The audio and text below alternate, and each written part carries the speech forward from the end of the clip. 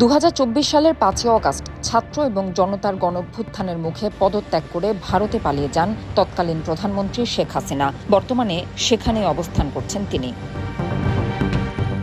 হত্যা, গুম, খুনের অভিযোগ সহ নানান মানবতা বিরোধী অপরাধের জন্য তাকে দেশে ফিরিয়ে এনে বিচারের মুখোমুখি দাঁড় করানোর দাবি উঠেছে শুরু থেকেই। প্রশ্ন হচ্ছে, ভারত কি শেখ হাসিনাকে বাংলাদেশে ফেরত পাঠাবে? শেখ হাসিনা দীর্ঘদিন ধরে ভারতের পরীক্ষিত ঘনিষ্ঠ বন্ধু। 2009 সালে ক্ষমতায় আসার পর থেকে তিনি ভারতের স্বার্থ রক্ষায় কাজ করে গেছেন। তার শাসনামলে আওয়ামী লীগের সাথে ভারতের সম্পর্ক অনেক গভীর হয়েছে। ভারতের বিদ্যুৎ, বাণিজ্য এবং নিরাপত্তা ইস্যুতে বাংলাদেশের ওপর নির্ভরশীলতা বেড়েছে। তিস্তা চুক্তি, ট্রানজিট সুবিধা, বর্ডার সিকিউরিটি, উত্তর পূর্ব ভারতের বিচ্ছিন্নতাবাদীদের দমন, এসব বিষয়ে হাসিনা সরকারের ভূমিকায় দিল্লি বিভিন্নভাবে লাভবান হয়েছে। তাই শেখ হাসিনার পতন ভারতকে নতুন কৌশল নির্ধারণে বাধ্য করছে।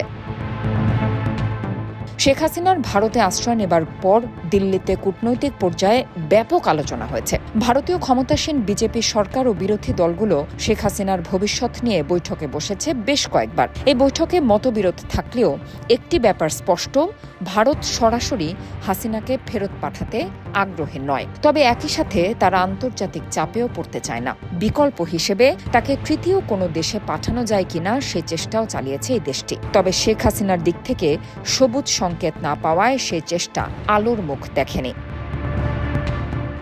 বর্তমান সরকার শেখ হাসিনাকে ফিরিয়ে আনার জন্য কূটনৈতিক প্রচেষ্টা চালিয়ে যাচ্ছে বলে জানিয়েছে অন্তর্বর্তী সরকার। তবে ভারত এ বিষয়ে সরাসরি কোনো সিদ্ধান্ত নেবে না, বরং অপেক্ষার নীতি অবলম্বন করবে। তারা দেখবে বাংলাদেশের রাজনৈতিক পরিস্থিতি কেমন যাচ্ছে এবং আন্তর্জাতিক সম্প্রদায়ের চাপ কতটা আসে তাদের ওপর। ভারত যদি দেখে হাসিনাকে ফেরত পাঠানো তার স্বার্থের জন্য ঝুঁকিপূর্ণ নয়, তাহলে তারা আলোচনার মাধ্যমে কিছু শর্তে এই সিদ্ধান্ত নিতে পারে বলে ধারণা করছেন রাজনৈতিক বিশ্লেষকরা। তবে তার সম্ভাবনা খুবই ক্ষীণ। বর্তমান প্রতিকূল পরিস্থিতিতে শেখ হাসিনার দেশে ফেরার পথ বেশ কঠিন। তার 15 বছরের শাসনকালে দমন, পীড়ন, মানবাধিকার লঙ্ঘন, দুর্নীতির অভিযোগ সহ নানান ইস্যুতে সাধারণ মানুষের মধ্যে তার বিরুদ্ধে ব্যাপক ক্ষোভ জমেছে। তার সরকারের পতনের পর জনগণের চাপ আরও বেড়েছে, যার ফলে খুব শীঘ্রই দেশে ফেরার সম্ভাবনা নেই শেখ হাসিনার। শেখ হাসিনার শাসনামলে ক্ষমতার অপব্যবহার, বিরোধী দলের নেতাকর্মীদের দমন, গুম, খুন, ব্যাংক ও আর্থিক খাতে লুটপাট, নির্বাচন জালিয়াতি ইত্যাদি নানান ইস্যুতে সাধারণ জনগণ ক্ষুব্ধ। তার শাসনামলের নানা বিতর্কিত সিদ্ধান্ত এবং গণবিচ্ছিন্নতা তার দেশে ফেরাকে আরও কঠিন করে তুলেছে। গণঅভ্যুত্থানের পর জনগণ চাইছে তাকে বিচারকের কাঠগড়ায় দাঁড় করানো হোক। এদিকে ভারতে বসেও শেখ হাসিনা রাজনৈতিকভাবে সক্রিয় থাকার চেষ্টা করছেন। গোপন অনলাইন মিটিং ও ভিডিও কনফারেন্সের মাধ্যমে তিনি তার দলের নেতাকর্মীদের নির্দেশনাও দিয়ে যাচ্ছেন। অনেকেই বলছেন তিনি বাংলাদেশে পুনরায় ক্ষমতায় ফেরার স্বপ্ন দেখছেন। দিল্লির সহযোগিতায় বিদেশে বসেই আওয়ামী লীগের পুনর্গঠনের চেষ্টা চলছে।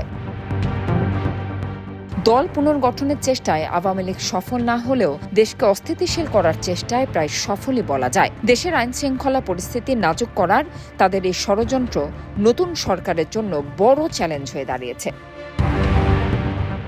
ভারতও চায় না যে হাসিনা তার মাটি পুরোপুরি হারিয়ে ফেলুক, কারণ এতে বাংলাদেশে ভারতের প্রভাব কমে যেতে পারে। তাই ভারত তাকে কিছুটা নিরাপদ আশ্রয় দিলেও পরিস্থিতি বুঝে ভবিষ্যতে নতুন সিদ্ধান্ত নিতে পারে। সব মিলিয়ে শেখ হাসিনার ভবিষ্যৎ এখন অনিশ্চিত। তিনি ভারতে দীর্ঘদিন থাকবেন নাকি অন্য কোনো দেশে চলে যাবেন তা নির্ভর করছে ভারত ও আন্তর্জাতিক কূটনীতির ওপর।